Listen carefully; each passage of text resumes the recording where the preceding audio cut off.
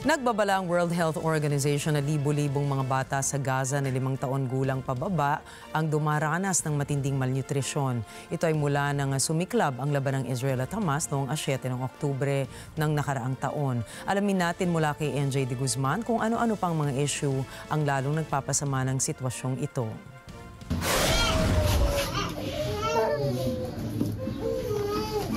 Higit sa 8,000 mga bata sa Gaza edad 5 pababa ang pinahihirapan ngayon ng malnutrisyon mula nang magbakbakan ng Israel at Hamas noong Oktubre 7. Ayon kay World Health Organization Chief Tedros Adhanom Ghebreyesus, 28 bata na ang namatay dahil sa gutom at kawalan ng nutrisyon habang daan-daang libong mga tao sa Gaza ang walang makain. Despite reports of increased delivery of food, there is currently no evidence that those who need it most are receiving sufficient quantity and quality of food. WHO and our partners have scaled up nutrition services. Over 8,000 children under 5 years old have been diagnosed and treated for acute malnutrition, including 1,600 children with severe acute malnutrition. Ayon kay Dr. Tedros, ang WHO at partners nito ay sinubukang iangat ang serbisyong pangnutrisyon sa Gaza. Subalit dahil sa kakulangan ng access, dadalawang stabilization centers lang para sa mga may matinding malnutrisyon ang gumagana. Dahil dito, lalo anyang lumalala ang kalagayan ng mga bata. Our inability to provide health services safely, combined with the lack of clean water and sanitation, significantly increased the risks of malnourished children. There have already been 32 deaths attributed to malnutrition, including 28 among children under 5 years old. Binanggit din ni Dr. Tedros ang krisis na lumalala rin sa West Bank kung saan inaatake ang sistema at serbisyong pangkalusugan. The world's focus has been on Gaza. There is also an escalating health crisis in the West Bank, where attacks on healthcare and restrictions on movement of people are obstructing access to health services. Since the war in Gaza started, 508 Palestinians have been killed in the West Bank.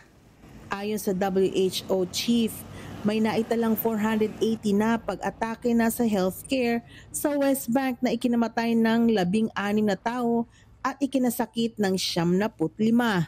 WHO has documented 480 attacks on healthcare in the West Bank since the 7th of October last year, resulting in 16 deaths and 95 injuries. Panawagan ni Dr. Tedros na sa West Bank tulad sa Gaza, ang tanging solusyon at gamot ay kapayapaan. NJ de Guzman, Mata ng Agila International, trusted, connected, on point. Batay sa isinagawang pag-aaral ng UN Children's Fund o UNICEF, dumaranas na marahas na pagdidisiplina sa kanilang mga tahanan ang halos 400 milyong mga kabataan sa buong mundo. Ang mga naturang bata ay mga 5 taong gulang pababa at natukoy na dumaranas ng pangmamaltrato, kabilang na po ang physical and psychological discipline katulad ng pamamalo at pang-iinsulto. Kabilang sa mga psychological abuse na ikinukonsidera ng UNICEF ay ang paninigaw at pamimintas, habang ang physical abuse ay kinabibilangan ng pamamalo, pananampal, panggugulo at iba pang paraan ng pananakit sa mga bata. Mula sa halos 400 milyon na mga bata, 300 milyon sa kanila ang umano'y nakakaranas ng physical or corporal punishment. Ayon kay UNICEF Executive Director Catherine Russell, kung ang mga bata ay laging nakararanas ng physical o verbal abuse sa kanilang mga tahanan o kung sila ay kulang ng social and emotional care mula sa kanilang mga magulang, labis itong nakakaapekto sa kanilang self-esteem at potensyal na nakakaapekto rin sa kanilang asal pagtanda. Sinabi rin ng UNICEF na bagamat ipinagbabawal ang corporal punishment sa mga bata, lagpas po 600 milyon na mga bata naman umano sa buong mundo na may edad 5 pababa ay wala namang legal na proteksyon laban dito.